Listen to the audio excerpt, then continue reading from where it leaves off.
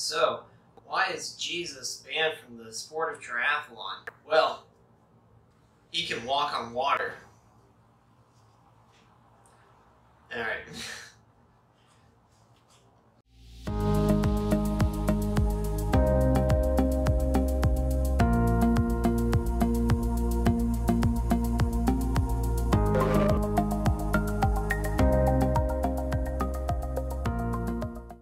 What's going on, YouTube? Welcome back to the channel, and if you haven't already, make sure you hit like and subscribe and click that notification bell so you guys get updated when we drop our long-form video. So, the results are in.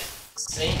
George World Championship Ironman has completed, and we have an Olympic gold medalist that took first in the long distance championship and a returning champion on the women's side. It was a 1-2 punch for the European powers. On the men's side, Norwegian Christian Blumenfelt, if that's how you pronounce it.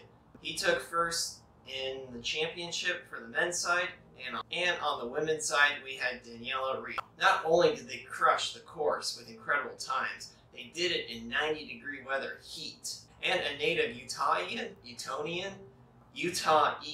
someone from Utah, in his debut race actually took fourth in the championship, but more on that later. Due to the plague, we were robbed of a 2020 World Championship, but Christian Blumenfelt and Daniela Reef have been rewarded for their patience. Accomplishing this was no easy task. Like I mentioned, it was 90-degree heat, rolling hills, the desert, Utah territory. Completing this course was no easy task. It was a hilly course, it was a hot day, and conditions were not ideal. According to Christian Blumenfelt, he straight up stated, "That was a brutal course. This was the very first time we had the World Championships outside of Hawaii." St. George became the first place outside of Hawaii to host the Ironman's event after it became evident to organizers last fall that the island's stringent pandemic restrictions would likely prevent them from holding it there for the second straight year. There are definitely some changes to this course. Hawaii has very warm waters,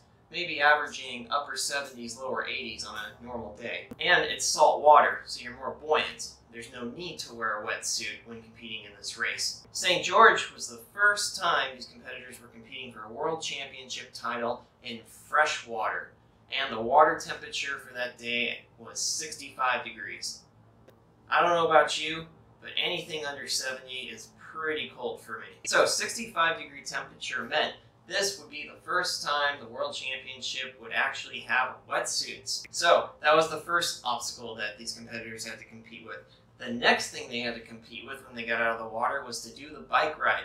We are talking 112 miles or 180 kilometers. That was the distance these guys had to race right after they did the 2.4 mile swim, or right about 4 kilometers. But they did lots of hills. So for St. George, we're talking about an elevation gain of 7,000 feet throughout the day. And then, let's not get started about the run.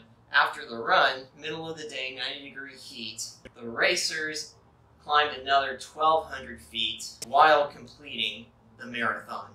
26.2 miles or 42 kilometers. So on the men's side, we hear a statement from Christian Blumenfelt saying it was a brutal course. The champion for the women, on the other hand, straight up said she had fun. No joke. Straight from the horse's mouth, Daniela Reef said in an interview, "Even if I'm not going to win, I had fun today." So Daniela Reef, being a 4-time back-to-back world championship from 2015 to 2018, very appropriate for her to come back and regain the title for 2022. She still got it, and who knows, she might even have more to come. If you guys think she's got more in the tank, comment down below. I'd like to see what you guys have to think about these athletes. Daniela Reef was able to complete the course in 8 hours, 34 minutes, and 59 seconds. Second place winner was Kat Matthews from Great Britain, and her time was 8 hours, 43 minutes, and 49 seconds. And for third place, we had Anna Hogg, 8 hours, 47 minutes, and 3 seconds. And since we're already going down the list, the fourth place winner was a Salt Lake City native. She was very familiar with the territory, and on her debut, she accomplished the course with a time of 8 hours, 55 minutes, and 21 seconds. Sky Monet. Sky Moench. I'm sorry I butchered your name, but I'm sure I'm not the first one. On the men's side, Blumenfeld, he was able to accomplish this course in 7 hours, 49 minutes, and 16 seconds. Second place was Canadian Lionel Sanders with a time of 7 hours, 54 minutes, and 3 seconds. So congrats to him. I know he's been shaking up his routine and he's actually been training the right way for the past couple months. So kudos to you, Lionel Sanders. It was a clutch finish too. At the line, he barely passed New Zealander Braden Curry, only with about half a mile left to race. He got past him, he locked in second, avoiding the bronze medal. So it was a great performance by the elite athletes at St. George, Utah. If you guys like this video, make sure you hit like and subscribe. If you guys want to see more videos, we got some right over there. And comment down below your guys' opinions on who you think the next world champion is going to be next year. Alright guys, with that said, take it easy.